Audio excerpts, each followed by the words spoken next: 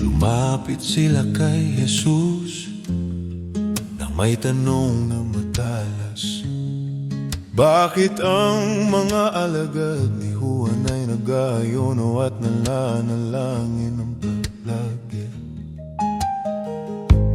habang ang iyong mga alagad ay kumakain at umiinom ng walang pag-aalala? Sumagot si Jesus nang may ngiti na puno na ng liwanag. Maaari bang ipag-utos na mag-ayuno ang mga kaibigan ng nobyo habang kasama niya?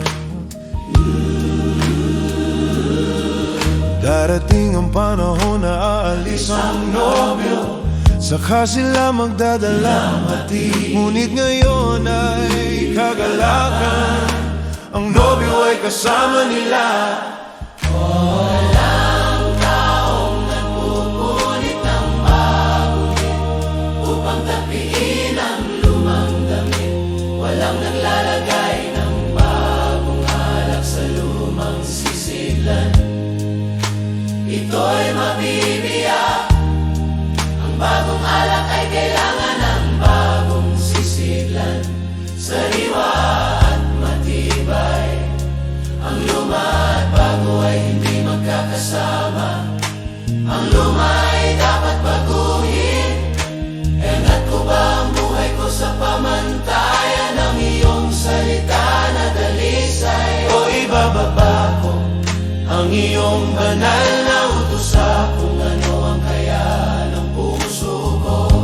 Dala ni Jesus ang bagong alak, ang sariwa at buhay na biyaya. iwan ang luma at sundin siya. Hayaang mabuhay ang kanyang kalwalhatian sa iyo. Iangat mo ako, Panginoon, itaas mo ako sa iyong salita. Ako'y mananatili, hindi ang aking daan, kundi ang iyong magpakailanman. Sunugin mo ang aking puso.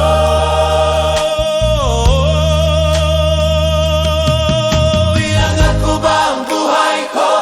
Ihahon sa iyong salita na dalisay. Dala ni Jesus ang bagong alak, iwan ang luma. Hayaang mabuhay ang kanyang kaluwalhatian sa iyo. Ang katotohanan, ang nobyo ay dumating na, ang bago ay nagsimula na.